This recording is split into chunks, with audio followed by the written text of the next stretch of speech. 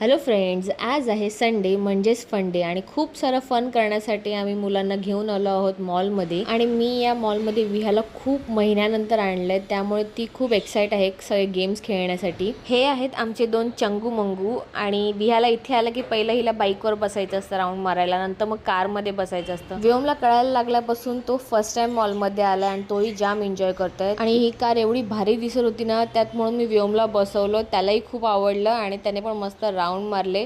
अजिबात रडला नाही, फुल एन्जॉय केलं त्याने पण. त्यानंतर मग विहाला आणि शिवांशलाही बसवलं. त्या दोघांनी या गाडीमध्ये बसून एन्जॉय केलं. दोघांनी आपापले कलर चूज केले आणि हे तर सुरुवात होती. वरती गेम झोनमध्ये गेल्यानंतर ह्या दोघांनी धुमाकूळ घातलेला अक्षरशः. मी खूप वेळा नोटीस केलं आहे की जेव्हा मॉलमध्ये मुलं जातात ना, तेव्हा प्रत्येकाची एनर्जी खूप हाय असते.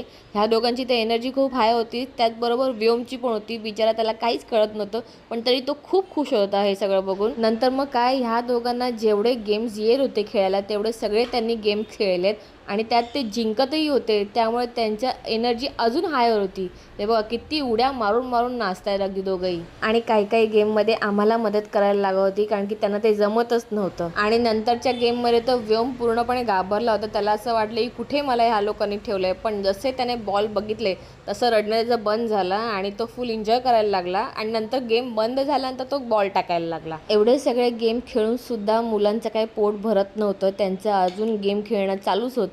मग नंतर आम्ही विचार केला की आता ह्यांना बाजूला ठेवायचं आणि आम्ही गेम खेळायचे. बरेचसे नवीन नवीन गेम आलेले होते आणि मग आम्ही विचार केला की ते गेम आम्ही खेळू. मुलांबरोबर आम्ही पण थोडा हात साफ करून घेतला आणि खेळता खेळता कळलंच नाही की 10:30 वाजले. मग पटापट गेलो फूड कोर्टमध्ये आणि सगळ्यांनी छान बर्गर, फ्रेंच फ्राईज वगैरे खाल्ले. मग त्यानंतर आम्ही आमच्या घरी जायला निघालो. सो तुम्हाला आमचा फन डे आवडला असेल तर लाईक करा, शेअर करा, सबस्क्राईब करायला विसरू नका. तोपर्यंत बाय.